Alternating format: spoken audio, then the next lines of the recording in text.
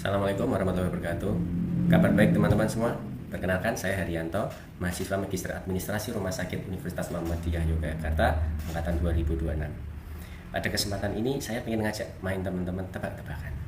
Ada nggak rumah sakit yang setiap bulan harus melayani ribuan pasien BPJS, tapi jumlah perawatnya tetap, dokter spesialisnya tetap, target pendapatan BPJS-nya naik terus.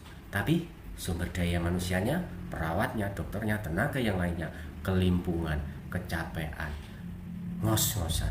Kira-kira mereka bisa kejar target enggak tanpa ngos-ngosan seperti itu? Apakah ada yang bisa jawab ya atau tidak? Yuk kita bedah. Tebak-tebakan produktivitas. Bisakah SDM rumah sakit mengejar target pelayanan BPJS tanpa ngos-ngosan? Nah, kita lakukan. Potret krisis operasional, fenomena kebocoran waktu, dan kelelahan emosional staf rumah sakit di era JKN. Ingat, 90% proses itu hampir adalah pemborosan.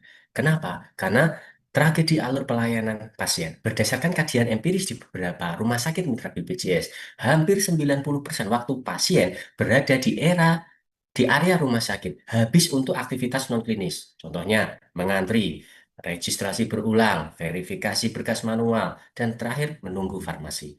Nakes terbebani oleh kerja administratif repetitif yang memicu stres kronis, menurunkan empati, dan memperpanjang durasi pelayanan pasien secara signifikan. Nah, rasio beban kerja non-medis, contohnya yang paling banyak, 85% beban kerja adalah administratif atau bagian verifikasi BPJS. Kemudian apa? Pencatatan rekam medis yang masih manual. Dan yang terakhir adalah pelayanan klinis pasien, direct care. Itu hanya apa? Sekitar 30% alokasi waktu. Dan mayoritas waktu kerja profesional medis itu terserap oleh apa? Lingkaran birokrasi penjaminan klaim.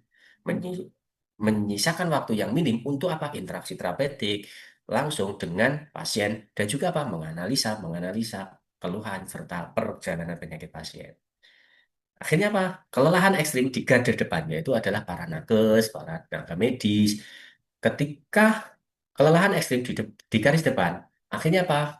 Empati mulai terkikis. Burnout kategori sedang hingga tinggi melanda lebih dari 43,3% perawat dan staf penunjang akibat beban administratif medis yang tiada henti. Sehingga apa? Resiko kejadian cedera, kejadian tidak diinginkan. Akibat apa? Kelelahan kognitif, menurunkan konsentrasi, berujung pada potensi kesalahan medis yang berakibat fatal. Contohnya apa? Malpraktek medis. Selanjutnya Pak, retensi staf yang rendah, turnover yang tinggi. Karena Pak Nakes memilih mengundurkan diri akibat apa? Overload fisik dan mental.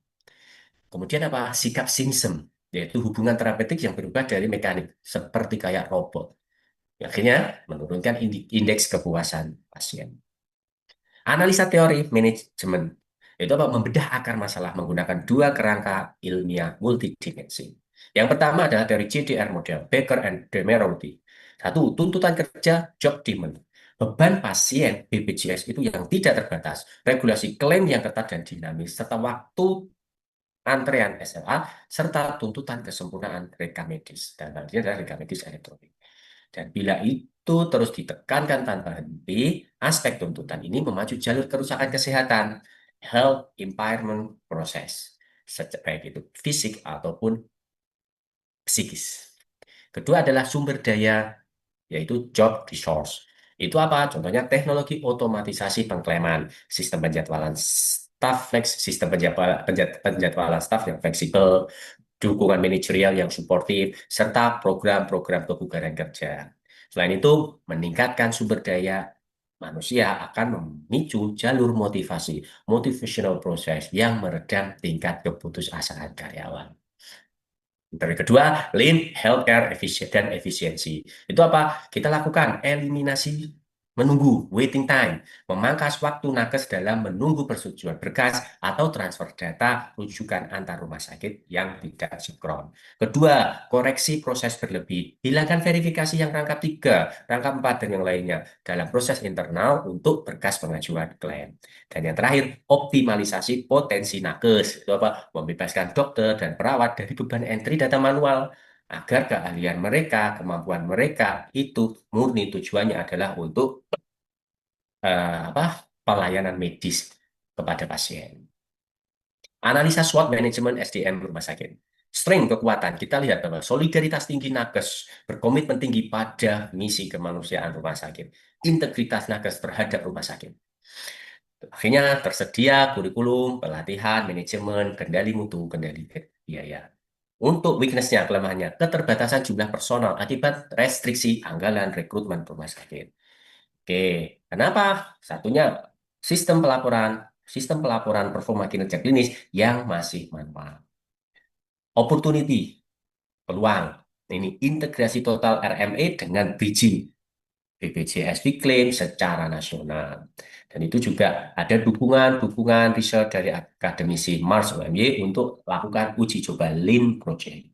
Threat, yaitu ancaman, regulasi kebijakan klaim BPJS yang kadang mendadak berubah tanpa ada transisi yang cukup.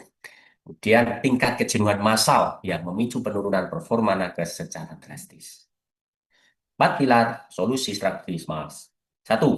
Sistem registrasi online mandiri yang terintegrasi. Ini saya yakin sangat efektif. Untuk apa? Menghilangkan waktu tunggu antrean berkas secara fisik dan mewajibkan pra-verifikasi JKN mobile secara digital. Dan ini sudah on process go yang dilakukan oleh BPJS dan rumah sakit. Sistem penjadwalan staf secara fleksibel, yaitu dynamic staffing. Penempatan kapasitas penanggung jawab klaim dan nakes secara dinamis mengikuti pola fluktuatif puncak kedatangan pasien.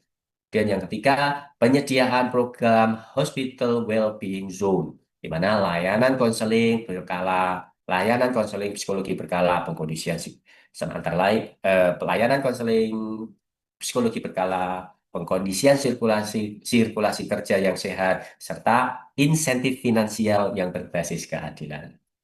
Itu harapannya bisa menjadi solusi. Dan yang terakhir adalah penerapan dashboard pemantauan berbasis data yang real time. Itu apa? Untuk melacak metrik kepuasan kerja serta melacak metrik kepuasan kerja staf karyawan beriringan dengan tingkat kepuasan layanan pasien secara real time. Visi visi pemimpin masa depan adalah satu, produktivitas rumah sakit yang berkelanjutan itu dicapai bukan dengan memeras habis energi tenaga kerja kita, tapi apa? Memperbaiki sistem sirkulasi dengan memperbaiki sistem sirkulasi pelayannya secara cerdas. Demikian, kurang lebihnya mohon maaf. Assalamualaikum warahmatullahi wabarakatuh.